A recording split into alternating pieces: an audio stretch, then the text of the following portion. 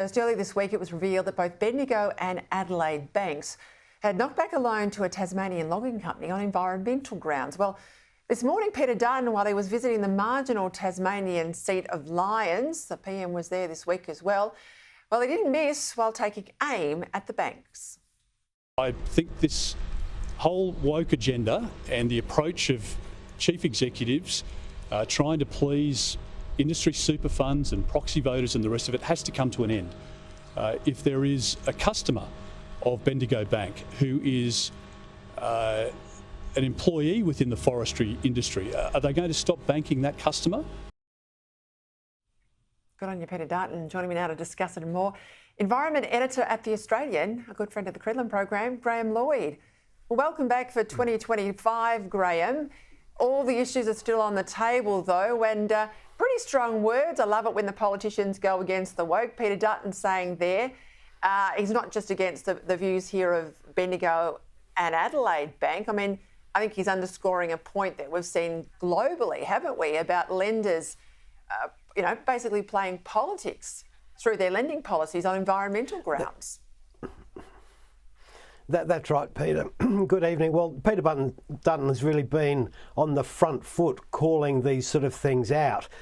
And the context here is we're seeing that timber is becoming the new coal, and environment groups and super funds and other things are pressuring banks not to lend to the industry because they have an agenda really to close it down. Peta Credlin stood up and he said, look, this is ridiculous. Banks actually fulfil a social purpose, which is to keep the economy ticking, and that includes lending money to viable businesses. Yeah, Graham, let's clear up this furphy with the timber industry. Well, first of all, we need timber. Most of our housing frames still require timber. If we don't grow timber in Australia, and timber is sustainable, it's renewable, it sequesters carbon. If we don't grow timber in Australia, we'll import timber from places where they've got no environmental rules. I mean, I think it's wrong-headed, but am I missing something here? No, I think you're right, but an overwhelming proportion of the industry is plantation timbers, which is all very good. We're really talking about a small portion of the industry which is in higher value timbers and also chipping, which is way more controversial. The environment business is looking at the returns for the shareholders or owners of the state forests and saying, look, they don't really get a lot of return on it.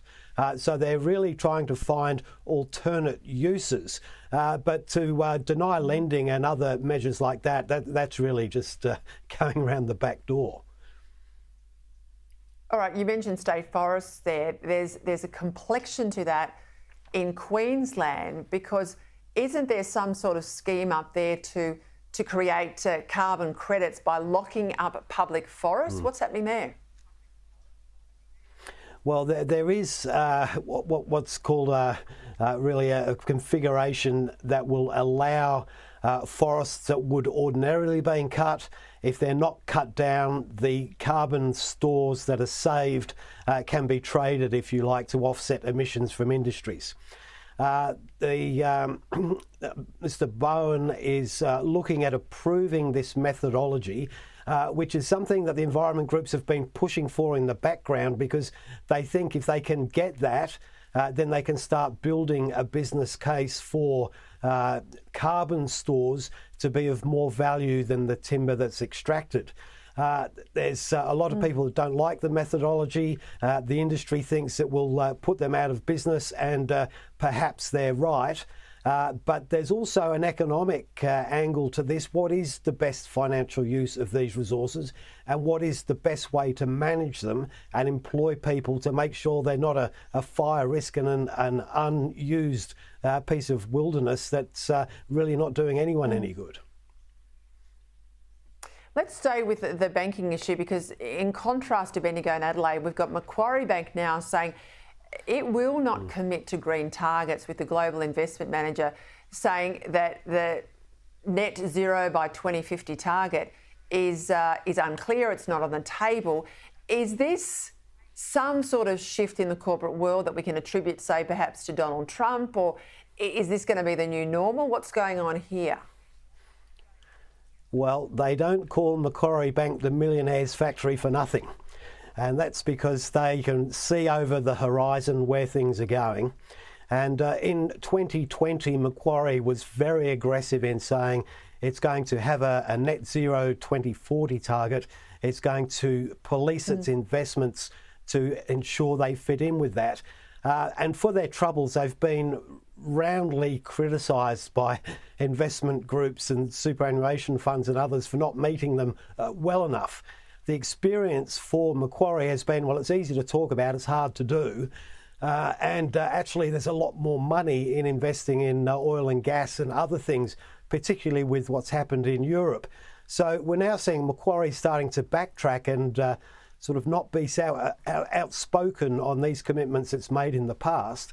And certainly that is something you can see right across the board in the big end of town, the BlackRocks and the others, where they were very aggressive publicly in the past. Now they're keeping their counsel, and I think they can see that the world is about to change. I tell you what, I've said this for a long time. If net zero is propped up by subsidies from taxpayers, all the rent seekers come in and want a piece of the action. But if you make renewables and all the other attributes of net zero have to stack up commercially, there's a flight of capital. You can see that right away. Thanks, Graham. Great to have you back on deck as always.